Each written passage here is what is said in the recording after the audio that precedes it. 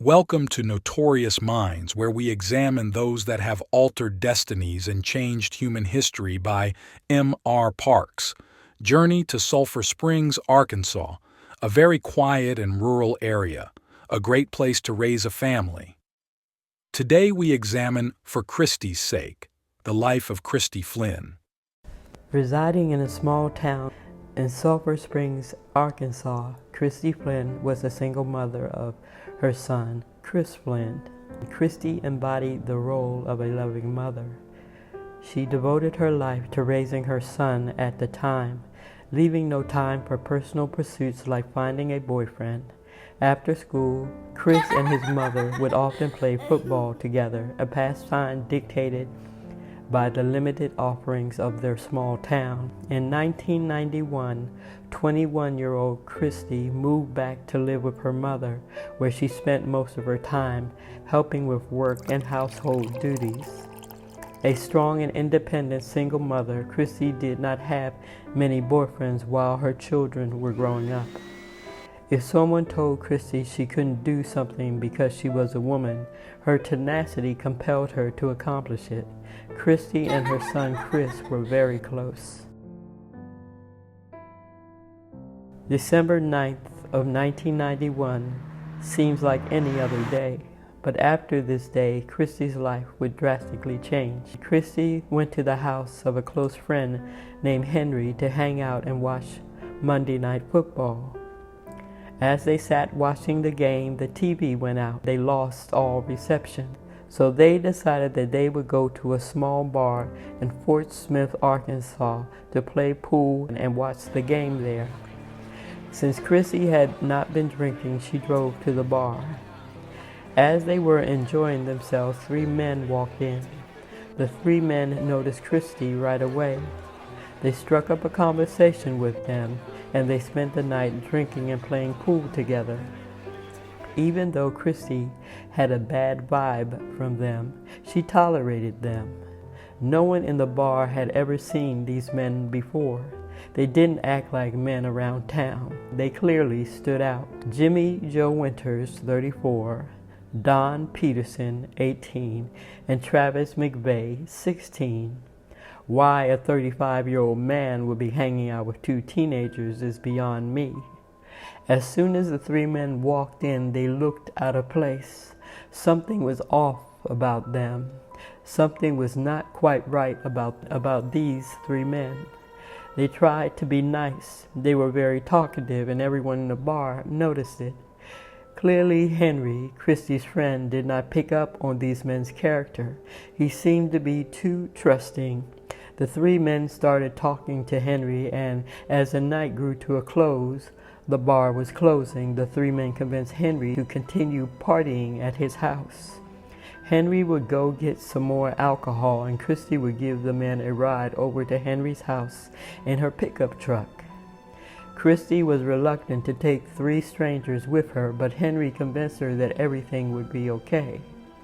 After Henry left to get alcohol, Christy instinctively felt something wasn't right about these three men.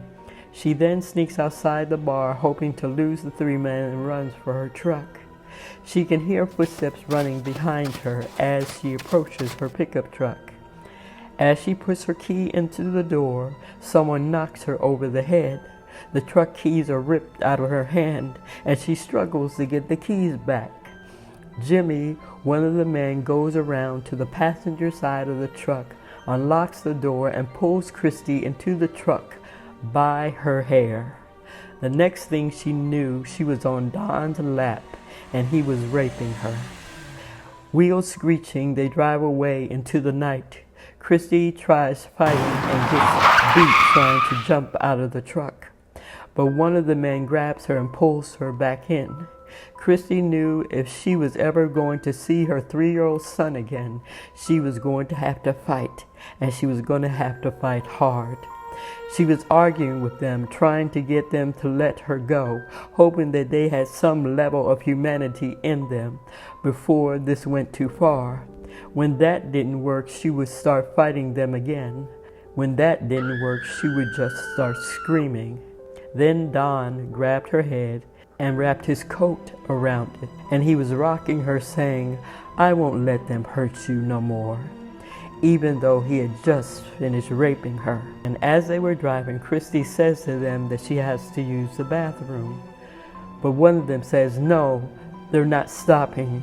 She will just try and run away." Another man says, "Do you want her to pee in the truck?" So they pull over so that she can pee. Christy takes this as an opportunity to run for her life. The whole time Christy was in the truck, she had the presence of mind to pay attention to where she was at. It was Charles Page Boulevard in Fort Smith, Arkansas. It was a block away from her father, who was working at the time. She could see the lights at her father's job, and she knew he was there. She was in good physical shape because she jogged regularly and lifted weights, so she's just trying to run fast enough to make it to her father. But they caught up with her and threw her in a ditch and proceeded to brutally beat her. They kneed and kicked her in the stomach. They broke 2 of her ribs. They pulled her back into the truck and beat on her some more, driving Christy deeper and deeper into the woods. No one around can hear her scream. After they had finished assaulting her a second time, they knew they could not let her live. They actually talked about killing her in the truck while Christy is listening, saying she already has seen our faces. We can't let her live. They drove Christy further out into desolate woods where the houses are few and far between. For over 6 hours she has been raped and beaten. They pulled Christy from the truck on an isolated dirt road. Imagine knowing that you're about to die and knowing that there's nowhere to run. They start rummaging through her own truck, trying to find something to kill her with. From this, we can see that the men did not set out to kill that night, but once they saw Christy in that bar, they are feeding off impulse, alcohol, and each other, pushing each other to wicked acts of depravity. The men found bullets in the glove compartment, which Christy used for target practice, but luckily Christy never kept the gun in the truck. They screamed at Christy, "Where's the gun?" They kneed her, elbowed her, and kicked her. One of the men found a Phillips head screwdriver in her truck. As the other 2 men hold Christy down by her arms, Don, the one who previously wrapped her head with his coat and said he wouldn't let them hurt her anymore, walks up to Christy and plunges the screwdriver in her chest over and over and over again. When Don has finished, he handed the screwdriver to another man, and he began to stab her. Each man had a turn stabbing Christy. Christy would literally watch the screwdriver plunge into her chest and then be yanked out with brute force. After the first stab wound, screwdriver, she didn't feel the pain anymore. She was stabbed in the neck, in the face, and in the chest. In this surreal moment, Christy, hoping and praying this is a bad dream and she's going to wake up in a moment, as the screwdriver is continuously plunged in the 24-year-old's body. Then Christy, coming out of her daze, starts to fight again. She starts swinging and screaming and kicking, which stopped them from stabbing her. Christy had been stabbed 28 times in her chest, face, and throat. She could barely see out of one of her eyes. They were beating her pretty bad because she was fighting with them. One of the men opened the tailgate of the pickup truck. They slammed her body down onto it like slamming down a sack of potatoes. Her lower back hit right where the tailgate drops down on the truck. Christy felt an intense, sharp pain through her lower back. It broke her lower back, and she lost feeling, and she still doesn't have feeling on one side of her back to this day from the waist down. After doing all this, they flipped her over and they raped her from the front and from the back. From the back injury, Christy's body goes limp from the paralysis. All the fight she had was gone. They wanted her to know who was sending her to hell. They gave her their names, and they told Christy where they were going after that, exactly where they were going, because they figured she wouldn't survive. But when God wants you to live, you will live. It was a fight she couldn't win. She had to make them think that she was dead at this point. She couldn't take anymore. She asked God to make her pass out. But don't let me die, she prayed. So she passed out. They thought she was dead. After that, then one man picked her up by her ankles, and one man picked her up by her arms, and they threw her down into a deep ravine.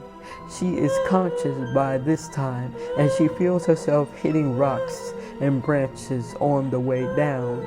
She remembered the cold leaves at the bottom of the ravine. Then she hearing her pickup truck driving away, passed out again, and woke up the next morning, naked, bleeding, and dazed. Christy wakes up from the cold of the elements. Later, Christy found out that had it been any warmer, she would have bled to death, and had it been any colder, she would have froze to death. God spared her life. She knows that she has to get out of that ravine because the area that she's in is so remote that if she doesn't move, she's going to lay there and die. She made a long and tedious process of dragging herself out of that ravine. So by an act of sheer will, Christy drags herself up the hill from 10 feet below. That as she's dragging herself up the hill, she can hear the voice of her son saying, "Come on, Mom, you have to get to the top of that hill." Christy stated that God will put in front of you the motivation you need in order to survive, and that was the voice of her son. "Come on, Mom, you can't lay down, you have to keep going." Only Christy's left arm and her right leg was working by this point. So she pulls with her left hand and pushes with her right leg, trying to get to a place where someone might come by and find her. As Christy was slowly crawling along the ground, she could hear a car far off in the distance. So she crawled toward the sound of that car, and as she lay on the dirt road, she hears voices of children. A 9-year-old and 11-year-old boy are walking on their way to school. One of the little boys looks at her and says, "Look, there's a monster." And since Christy had been stabbed in her throat, it was nearly impossible for her to speak, but she tried to convince the little boy that she was not a monster. But with a garbled whisper, Christy told the little boys that she needed help. But amazingly, the oldest boy's father happened to be an Arkansas highway patrolman. The oldest boy told the younger boy, "Take off your coat," and they placed it under Christy's body. And the oldest boy took off his coat and placed it over top of her body. And then the oldest boy told him to stay with the lady, and he ran to go to get his father. Imagine 2 young children coming across a naked woman as she's lying on the side of the road bleeding. 2 small little heroes who had the presence of mind to get help. When the boy's father came, Christy started fighting him because the last thing she wanted to see in her presence was another man. But the patrolman raised the alarm for Christy, and the ambulance and the police officers raced to the scene. When the police got there, Christy opened up her hand, but she still to this day has no knowledge of how these things got in her hand. In one hand, she had a vehicle registration to her vehicle, and in the other hand, she had the license of one of the men. So these 3 monsters told her their names, Donald, Travis, and Jimmy, but they had no idea how strong a mama bear can be. Later, when the investigators went to visit Christy in the hospital, they had to hold back tears, not wanting to show the victim any sign of weakness. The lead investigator's name was Jerry Pittman. He said that he saw her. She looked like she had just been in a boxing match. Her body was swollen, bloody, and beaten. The men took her clothing and they took her truck. So police put out a bolo, a be on the lookout for anyone that saw her clothing or truck in the vicinity. There was an officer that found clothing matching the clothing Christie was wearing hanging in some bushes.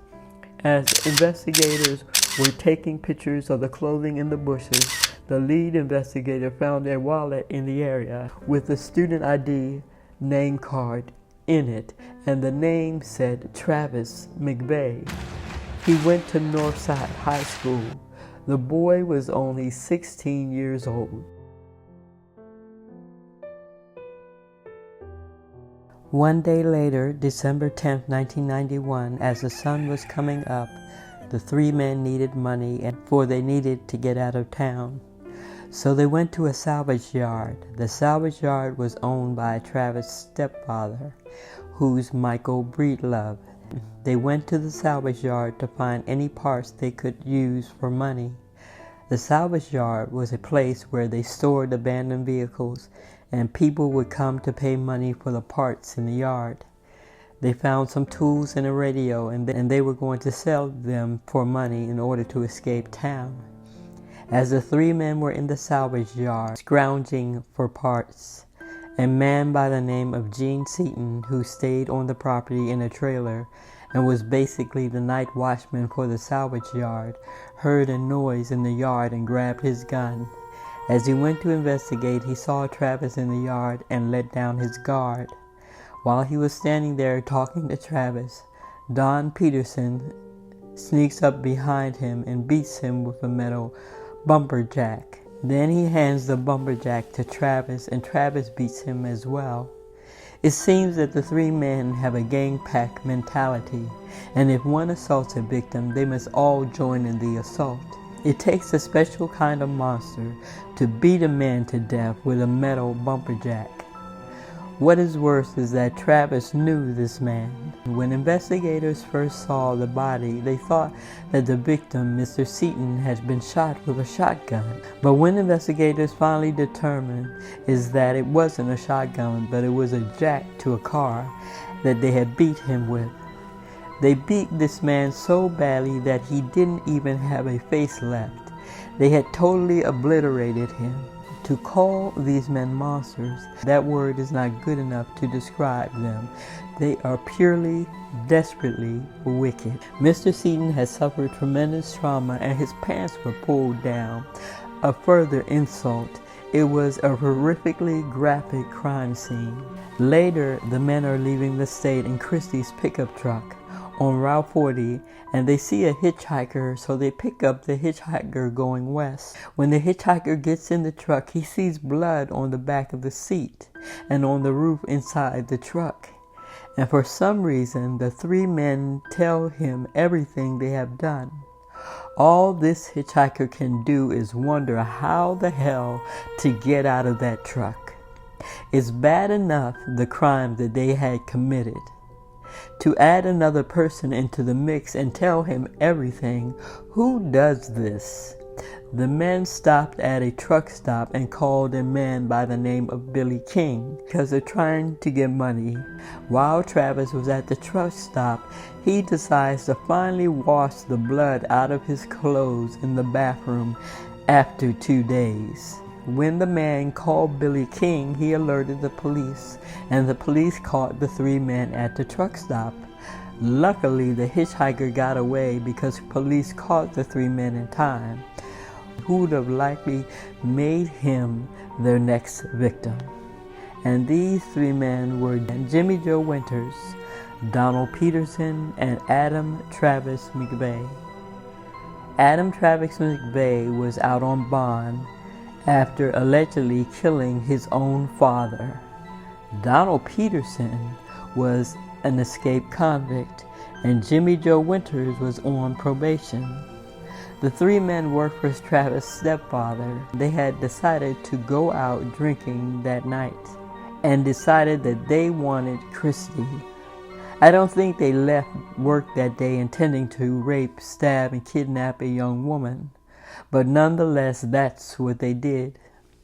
Once the opportunity presented itself, they went for it. The oldest man among them was 34 years old. Jimmy Joe Winters. Why a 34-year-old man would be hanging out with teenagers is beyond me. One of the men said every time they hit Christie with the screwdriver, it sounded like he knocked the air out of her. They stood over her watching her gasp for air and felt nothing about it. What kind of human being does this? All three men were charged with kidnapping, rape, and capital murder. The authorities asked Christie did she want the men to suffer the death penalty. A merciful Christie said because of her belief in God that it was against her faith. Christie felt that if she sentenced them to death, her hands would be just as dirty as theirs. Shockingly, all three men pled guilty. No need for a trial. They were sentenced to life in prison. Christie said that she never blamed her friend Henry for what happened. He visited her once while she was unconscious in the hospital, and he never showed up again, probably too filled with guilt to look her in the face. But she says she wanted him to know, if he was ever watching this, that she didn't hold anything against him for what happened.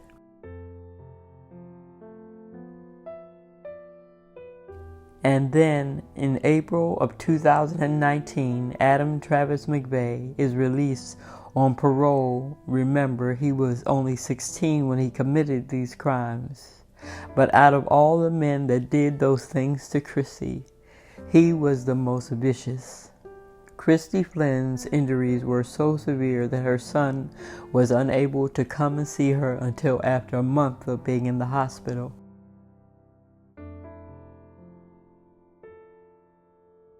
I don't think these men set out to find someone to victimize or slaughter, but once the opportunity presented itself, they walked headlong into it. For these three men, it just reveals that some people need to be in prison and the key needs to be thrown away, seeing that they had no problem murdering a man, someone that they knew personally. There's no honor among thieves, and there's definitely no loyalty among murderers. If you looked up diabolical in the dictionary, these three men's faces would be posted underneath it. Thank you for joining us today. This is Notorious Minds with M.R. Parks. Please like, share, and by all means subscribe to this channel. Remember to click the notification bell so that you will be notified the next time a future video is uploaded. Take care of yourselves. Be safe out there. See you next time.